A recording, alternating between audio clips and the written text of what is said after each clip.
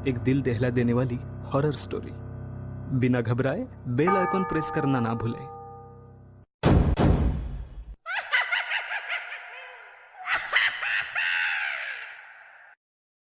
इस कहानी के लेखक हैं धीरज कुमार सालुंके।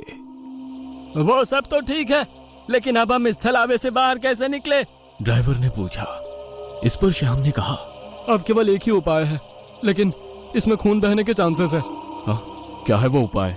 छलावा अभी भी हमारे बीच किसी मृत शरीर पर कब्जा करके बैठा है। हमें उसे ढूंढना होगा और उसे मारना होगा, क्योंकि उसकी आत्मा मृत शरीर से ज्यादा मजबूती से चिपकी नहीं होती। जैसे ही हम उसको मारेंगे, उसकी आत्मा मृत शरीर छोड़ देगी और फिर वो किसी मृत शरीर में घुस नहीं सकेगी, क्योंकि एक अमावस छलावा एक रात सिर्फ एक ही मृत शरीर पर कब्जा कर सकता है। लेकिन हम में से ये छलावा है कौन? वो पीछे सोए हुए स्टूडेंट के शरीर में नहीं है, क्योंकि वो होश में नहीं है। वो हम पांचों में से एक है। क्या?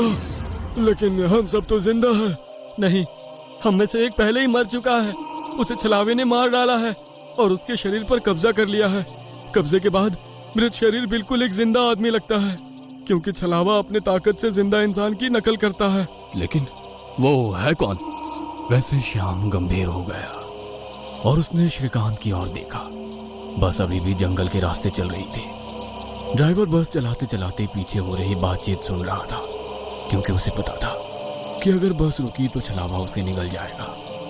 बस में सन्नाटा छाया हुआ था। हर कोई श्याम के मुंह से छलावे का नाम सुनना चाहता था कि तभी श्याम बोला, ये श्रीकांत ही छलावा है। ये क्या बकवास कर रहे हो तुम? होश में तो हो? माना कि तुम्हारी बुआ ने बहुत सारी भूतों की किताबें लिखी है, उसका मतलब ये तो नहीं कि तुम कुछ भी बोलोगे और हम सुनते रहेंगे। मेरा विश्वास करो, सब श्रीकांत ही छलावा है। जब ये वीरान जगह पर झाड़ी के पीछे गया था, तब मैंने इसे किसी साए की ओर घूरते हुए देखा था। जब मैं देखने के लिए आगे बढ़ा, तभी मेरी चप्पल में कांटा चुभने की वजह से मेरी चीख निकल गई और वो साया वहाँ से गायब हो गया। शायद तभी उसने श्रीकांत को पकड़ा होगा और उसके शरीर पर कब्जा किया होगा। चल जल्दी से इसे मार डालो, वरना ये भाग जाएगा। ये सुनकर सभी के होश उड़ गए, लेकिन उसकी बात में कुछ तो वजन था। ए श्याम, जबान संभाल कर बात कर। भतीजा है ये मेरा। अगर इसको किसी ने हाथ भी लगाया तो मार डालूंगा। हाँ। प्यून गुस्से में बोला, सर जी, इस पांडु की मत सुनिए। मुझे भी लगता है कि यही छलावा है, क्योंकि हम सभी ने झाड़ी से आती श्याम की चीख सुनी थी। श्याम बिल्कुल सच कह रहा है। ड्राइवर बस चलाते हुए बोला, अरे शक की सुई तो इस श्याम पर भी है।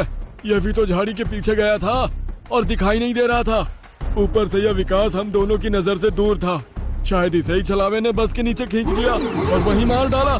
तो ये दोनों क्यों नहीं हो सकते छलावा? प्यून ने कहा। अरे मैं जिंदा हूँ, मैं छलावा नहीं हो सकता। श्याम ने कहा, हाँ, और ये श्याम हमारी कब से मदद कर रहा है। ये छलावा होता तो हमारी मदद क्यों करता? अब बचे तुम तो ड्राइवर के बाजू में ही थे, इसलिए ये श्रीकांत ही छलावा है। विकास सर जोर से बोले, अरे सर, इस प्यून को छोड़ो। आप सीट के नीचे से रॉड निकालो और उस छलावे का सर फोड़कर मार डालो।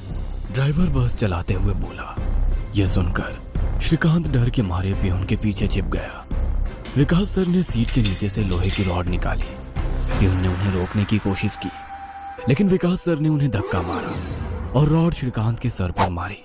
लेकिन श्रीकांत वहां से हट गया और नीचे गिर गया।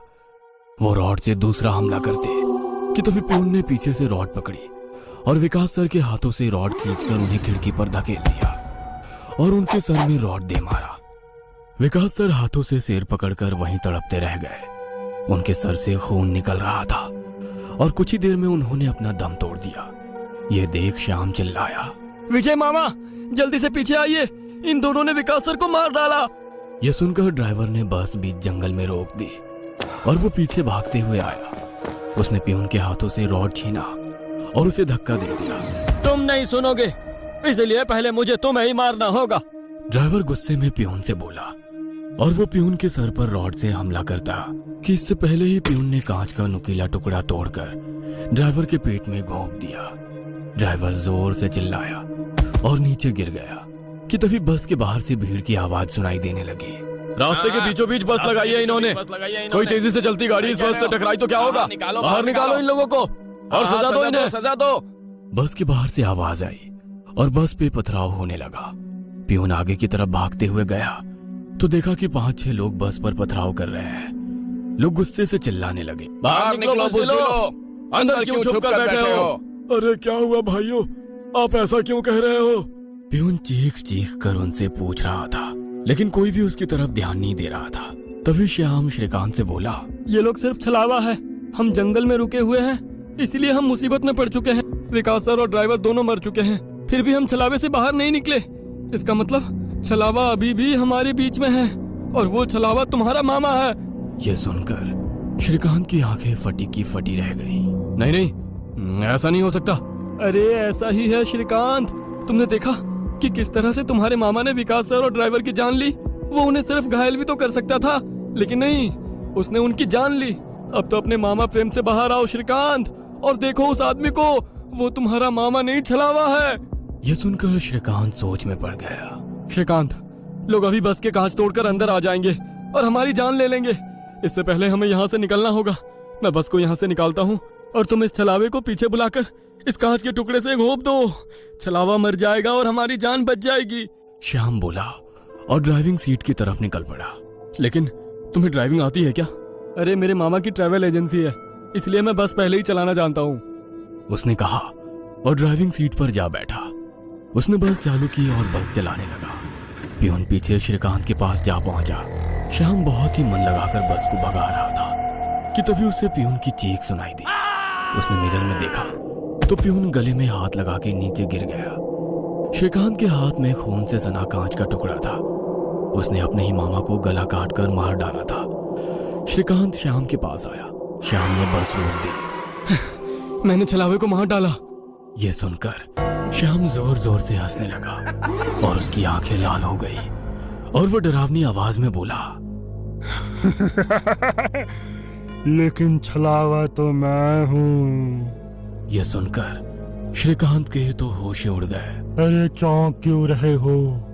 मैं ही छलावा हूँ। जंगल में जब बस के आगे सुअरों का झुंड आया था, तभी मैं बस में घुस गया था। मैंने बस में सबसे कमजोर और थका हुआ यात्री चुना। ये श्याम थकान के कारण गहरी नींद में सो गया था। मैंने इसे जगाया और मेरा असली रूप दिखाया। मेरा डरावना रूप देखकर ये उसी वक्त सीने पर हाथ लगाते हुए मर गया। मैंने तुरंत इसके शरीर पर कब्जा कर लिया। तभी मैंने जाना कि पिछली सीट पर बैठा एक लड़का, मतलब कि तू, आधी नींद में था और टॉयलेट जाने के विचार में था, और मैंने अपना खेल शुरू कर दिया। मैंने बस में बैठे सभी को छलावे की कहानी सुनाकर डरा दिया, क्योंकि डर ही मेरा सबसे बड़ा हथियार है। मैंने जानबूझकर तुम सबको गुमराह किया और सुशील सर के गांव ले गया और तुम्हें छलावे में रुकने के लिए मजबूर किया और सुशील सर की जान ली। मैंने ही विकास सर, तेरा मामा और ड्राइवर को एक दूसरे से लड़ाया ताकि वो आपस में लड़ लड़ कर मर सके, और आखिर मैंने तुम्हारे हाथों से ही तुम्हारे मामा का खून करवाया। ऐसा कहकर वो हंसने लगा। यही मेरा खेल, यानी कि शिकार थी। तूने अपने ही मामा की जान ली, उस मामा की जिसने तुम्हें बचाने के लिए अपने जान पर खेलकर 2 आदमियों की जान ली। अब तुम्हारा जी कर क्या फायदा? यह सुनकर श्रीकांत की आंखों में आंसू आ गए। उसे अपनी गलती का एहसास हो गया। श्रीकांत, आओ बैठ जाओ इस ड्राइविंग सीट पे और ठोक दो इसे किसी पेड़ पे। ले लो खुद की और इन सभी यात्रियों की जान। छलावा श्रीकांत की आंखों में देखकर बोला। शायद उन लाल आंखों का जादू श्रीकांत पे हो रहा था। वो छलावे की बातों में आ गया था, जैसे सुशील सर आ गए थे और खुद की जान लेने के लिए तैयार हो गए थे।